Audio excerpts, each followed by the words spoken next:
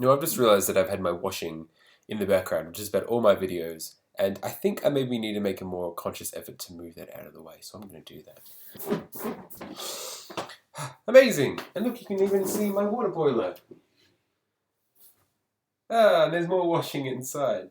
This is a thing in London. Like, it's a thing that they just have, like, their water boilers inside the house, I guess, so it doesn't freeze in the winter.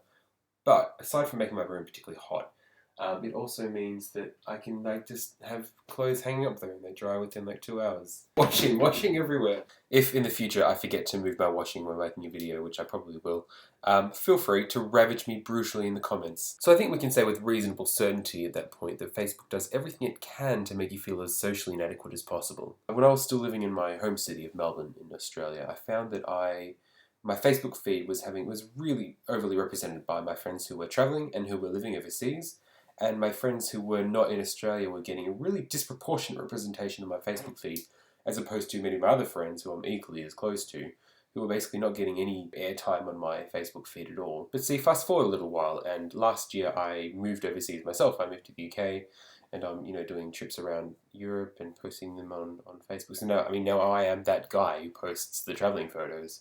And I've noticed that it's changed. My Facebook feed is completely different. It doesn't show my friends' travel photos anymore. If anything, they come up particularly rarely. Instead, what I'm finding is that it's posting photos from all my friends who are in a relationship or have children. I was just like on Facebook this morning, just like scrolling through, and I was like, what's up with all the babies? Why is my feed like babies now? Like, when did that happen? I'm a single person, and Facebook would know that because I haven't indicated in my relationship status that I'm dating anyone. And so it makes sense that they would kind of exploit that as much as they can to try and, I don't know, unhinge my sense of security. The connection is that Facebook wants to do everything it can to make me feel completely socially inadequate. It preys on what I might perceive as being lacking in my life. If it's like a sense of adventure or like homeliness and companionship, it works very hard to make sure that I'm inadequate, whatever my life situation is, based on what my friends are doing. So I guess as dubious as it is to base someone's whole life off their Facebook feed, which is completely superficial,